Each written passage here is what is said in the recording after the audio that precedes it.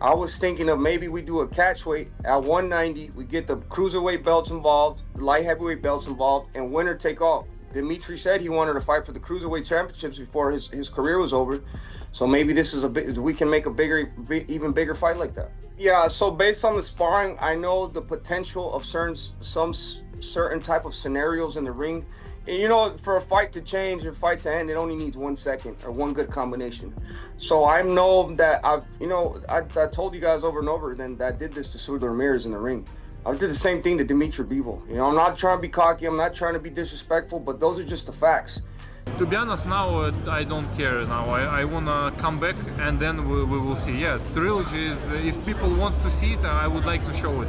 If people wanna see Benavidez, let's do it. But for my soul also, I wanna come. I wanna move up. I wanna try to another weight class. I wanna have some more achievement. And we will. David Benz and Dmitry Bivol ignite a fiery war of words over a catchweight super fight that has the potential to decide pound-for-pound supremacy. Benz makes it clear he is coming after every one of Bivol's belts, insisting this is the only fight that truly interests him at the moment. Bivol is really he's the only fight I really want, like that I truly want, because he has all the belts. You know what I mean? After I beat Bivol, I'm gonna have, right now I have 8 titles. You know, 3 of them were interim, 3 of them world championships at super middleweight, light heavyweight. Now I got 2 of them at cruiserweight. I really want those belts. You know, I want those accolades. So that's the only thing I want right now. You know, I'm not thinking about Opataya. I'm not thinking about none of these guys, because this is a fight I want, and it makes sense for both of us. As Bivol shows interest in facing Benz, Oscar De La Hoya shares his thoughts, saying the matchup could solidify Bivol's legacy, although he believes Benz has the edge in this showdown. I mean, if he's willing to do that, if he's willing to be great and fight Benavidez, my gosh, that would solidify, you know, Bivol's, you know, Hall of Fame career for sure. But look, yeah, he proves to the world that he's the best at 175. So, yeah, I think that's a hell of a fight. That would be a hell of a route to take. Would you favor him or Benavidez in that? Well, that's a tough one. That's a tough one because, I mean, I would go with Benavidez. Giving his analysis, De La Hoya explains that Benz would come out on top because of his relentless activity, powerful punching, impressive speed, high volume, and exceptional footwork. Because he's more active, he throws more punches, he has better footwork, obviously, than Beterbiev. You know, he's smarter up there. He knows how to think, knows how to adjust. Yeah, I would favor Benavidez. Among the most controversial opinions, Max Kellerman argues that Benz has still not been widely recognized as a legitimate champion, claiming that the main reason is because opponents continue to avoid him. You beat the champion in 2 divisions. Benavidez, by my lights, the way I figure things, has never actually been the champion of a division. Not his fault. Canelo never gave him a shot. So far, neither Bivol gave him a shot, nor Beterbiev, when he was a champ, gave him a shot. Opataya is a champion who is sitting there going, I want to fight you, right? Look, the fact that no one's fought Benavidez, you understand. And I know he just beat Zurdo Ramirez and there were belts on the line. Right. The actual champion of the division is different. Let's say the most likely scenario is he goes back down to light heavy and he fights Bivol, who right now is the light heavyweight champion of the world. The discussion also continues over whether Benz should remain at cruiserweight or return to light heavyweight, with Dion Haney warning that dropping back down could negatively affect his overall performance. I don't love that for him because we've seen guys like Roy Jones go up in weight, and then come back down, and they just aren't the same. I think he was already killing himself to make the weight. I've seen him do the weight cuts. I think that, you know, those weight cuts are brutal on him. I think that he's at cruiserweight. This is where we've seen the best of him. I think he should stay up there. You know, guys, I agree, and I'll tell you something else. Where are you with this? Me? I like it. I like the fight. You like him going back down? I think. Or do you want Bivol to come up? I think Bivol, no. Go back down if he likes to. He could use it. I mean, he's champion in both weight divisions. At another moment, Max also insisted that Tapamos should not be viewed as a genuine title holder, arguing that Benz has still not been given the opportunities and fights he has earned. Especially should not be calling the title holders champions, because think of how hard it was. You actually had to be the champion of the whole wide world. It's different. It's different. The guys who need to call themselves champions who just grab a belt are the dudes who aren't good enough or didn't have the opportunity to even fight those fights. Anyway. It hits different, and I feel like with Bivol, I think he's the only one that'll possibly give David Benavidez a little bit of for his money. Who do you like in the fight? Moving all that. Because of the movement, I think that Benavidez really capitalizes when you're right there with him. Yeah. And I think Bivol doesn't give you that kind of momentum. The future of Benz remains a major topic of debate, with Sean Porter stepping in to say he must make the right decision regarding his weight class going forward. He also names Gio Pater as the perfect opponent he wants to see first. Porter further believes Bivol would actually have a more difficult time against Benz than he did against Better BV. At the same time, the ongoing rivalry involving Better BV and Bivol continues to loom over the division, leaving the entire picture uncertain and unpredictable. At that weight class, I personally want to see the fight against Opataya. I personally want to see the fight against Bivol.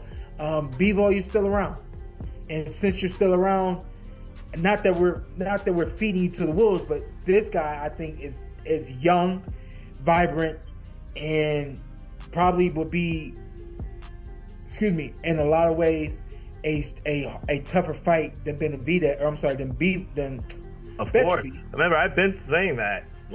People, I'm good on the trilogy, man. Let Benavidez get his shot. Turning his attention to the Benz and Bivol matchup, Porter emphasizes that this contest is even more exciting and appealing than Bivol's trilogy against Better BV. According to Sean Porter, Better B is not an especially complicated fighter, but rather someone who comes forward and can be targeted. In contrast, Benz and Bivol create a completely different level of excitement, with both men capable of hurting one another through skill and pressure. He believes that constant sense of danger is what makes this the most exciting fight in the division. Styles make fights. With Beterbiev, he's not complicated. He's going to be right there to hit and be hit, And like we saw with Bivol, it's up to Bivol to make the right moves, not be in the wrong spots at the right time. But with this fight with Benavidez, to me, there's just so much more that both these guys can do against one another that it makes it a better fight than the trilogy match with Beterbiev. Tapamo Lopez also joins the conversation, saying Benz has several paths available and that the decision to move up or down in weight belongs entirely to him. However, Tapamo makes one point very clear. Bivol is the opponent who would present the biggest problems for Benz, especially because of his ability to control distance. He feels Benz could have difficulties if the contest goes deep into the later rounds. He also notes that even David Morrell was able to trouble Benz because of his awkward style and excellent timing. He's in a new place right now. I get it. Is he in a tough place because he's at cruiserweight, and then if he drops back down to 175, or the fight with Usyk is a heavyweight, then he's in a hard place. Well, how should he maneuver that? If he's cruiserweight, then they have a new weight class, a bridgerweight, or is that only WBC side? Yeah. Only WBC? Yeah, that's an option. You know what I mean? And he's basically WBC's world champion, so they could probably round him there too. So many avenues for him. You mentioned you think Bivol is probably the only one that could challenge just him? because of the distance. Yeah. David Morrell gave him a tough fight, you know what I mean? And that was just from the range a little bit here and there, and giving him a fight. Joining the discussion, Ariel Helwani examines the potential Benz versus Bivol showdown and describes it as a massive fight. He explains that many American fans still remember Bivol for defeating Canelo, and that connection with Ben's rivalry involving Canelo could transform this into a truly unforgettable matchup. Helwani also points out that David Morrell's intense build-up, with Ben's help fill arenas, suggesting a fight with Bivol could attract an even greater audience and worldwide attention than ever before. This fight, Benavidez-Bivol, way bigger here in America. We just saw Benavidez carry a promotion with David Morrell, and Morrell did his part as well, but they sold out T-Mobile. A lot of people thought they wouldn't be able to do that. And now you bring in Dmitry Bivol, who a lot of American fans remember was the guy to beat Canelo Alvarez just a few years back. I think it would be a gigantic fight. As Benz continues offering Bivol a catchweight super fight, the discussion keeps gaining momentum. Chris Algieri gives his opinion, saying Benz is sending mixed signals, with these proposals because it is difficult to imagine him returning to 175 after already proving himself at cruiserweight. He believes it would be unfortunate if that move happened. Yet he also says Benz has always been capable of surprising everyone. Algieri believes this uncertainty only increases the anticipation and excitement surrounding an already explosive potential matchup. Trepidation, fight week, when he was saying, I feel so good, you're going to see the best version of me. Because if you go out there and you do exactly what he did, you're not going to want to leave the weight class. You're going to want to struggle and get back down to 75 when you literally look your best at this weight. So the writing was kind of on the wall with that. And now that he's alluding to that, that tells me that he's probably not going back down to 75 again, which is a real shame because I know I really want that Bivol fight. But listen, David is full of surprises. From the sidelines, Roy Jones Jr. encourages Benz to pursue Usyk immediately instead of facing names like Gio Paya, Bivol, or Better, insisting he is ready now and currently at the peak of his abilities. It is a bold opinion, with Jones also describing Benz as the hottest fighter in boxing today. Chris Algieri, despite being a huge admirer of Roy Jones, does not completely support moving into a Usyk fight so quickly. He considers both viewpoints, suggesting Usyk would receive a serious challenge, though perhaps not a lengthy reign. In his view, if Benz defeats a legendary name at this stage, his legacy will be permanently established. Podcast. Roy is an absolute legend. I always pay homage to Roy. He's my favorite fighter who I've ever seen fight live in my lifetime. I don't like the idea of going right for Usyk. I know it's a I know it's a big name. I know this would be the only opportunity to do it, and I think that's where he's coming from, because Usyk's not around for a long time. He's here for a good time, not a long time.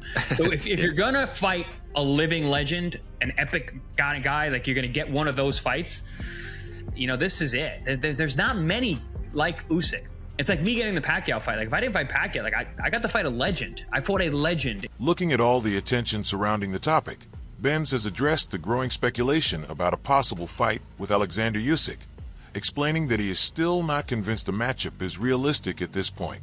Even with Turki Alashik strongly supporting the idea, Benz believes stepping directly into heavyweight competition would be too much right now. He says his priority is to establish complete dominance at both light heavyweight and cruiserweight first. Only after fully accomplishing that goal would he seriously consider moving up to face such a massive challenge. I mean, as of me, for having a competitive spirit, that definitely does interest me. You know, like I said, at the end of the day, you don't know what's possible until you make it possible. You know what I mean? And a lot of people think I can't beat Usyk, but if I really put my mind into it, and, you know, train for maybe like a year, because I barely came up to heavyweight. I mean, I barely came up to cruiserweight. I can't just go up to heavyweight like that, you know what I mean? But if I train myself and I prepare myself, I could beat anybody in the world. But right now, that's not possible for me in my eyes. Benz also speaks openly about the competitive mentality behind the ongoing conversation, admitting that challenges like Usyk genuinely motivate him. At the same time, he stresses that desire alone is not enough without proper preparation and perfect timing. He explains that making the jump from cruiserweight to heavyweight requires steady adjustment, the right conditioning, and careful physical development. In his opinion, rushing into that division would involve too much risk at this point in his career. Even so, he admits the ambition to measure himself against the very best remains strong, although patience is the wiser choice for now. I want to be a reigning champion at 175 in cruiserweight. So that's already kind of hard to do that. If I go up to heavyweight, then I should forget about light heavyweight, because, you know, the weight difference is just way too big. But I'm never gonna say never, because maybe in the future when I'm like 35, maybe 36, we could go up to heavyweight. But right now, I'm really just, you know, I'm just taking care of the cruiserweight and the light heavyweight division.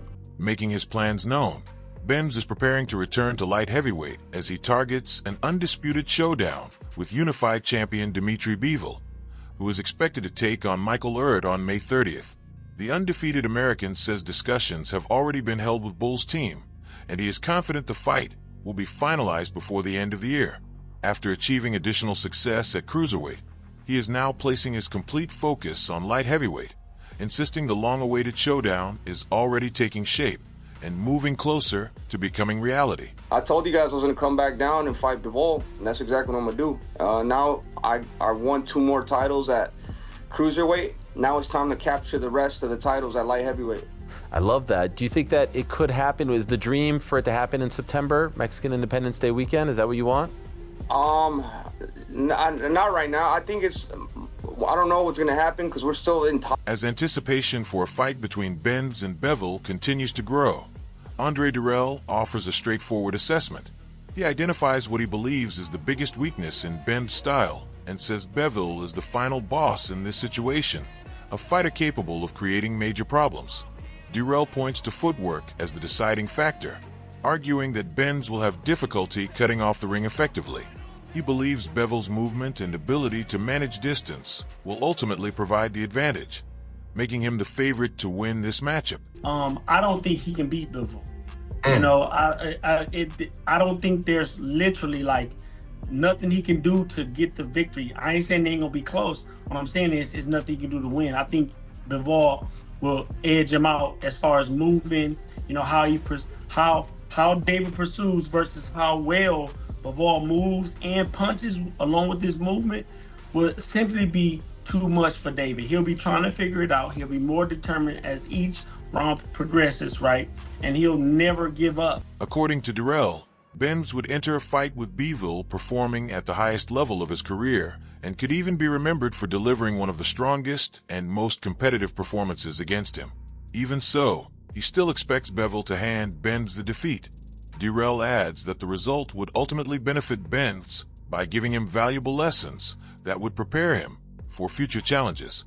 He believes that while the performance would earn widespread respect, the experience would also reveal important weaknesses that only a fighter like Bivol can expose at the elite level. That will in turn give him a great performance against Bivol, but he'll learn a lot about himself in that loss versus Bivol. That's the only sure thing for me, and I hate to be that guy, but I have to be that guy. I'm a boxer first, right? I see the talent, I see the skill set, right? I see the work ethic, you know, I see it all in Bivol, right? You know what I'm saying? He's very, very difficult to beat. And then I heard recently that Shakur and maybe Crawford feels the same way. I know he had a conversation with Shakur and he feels the same way. But I'm going to tell you like this. This potential showdown between Benz and Bivol is developing into much more than just another fight.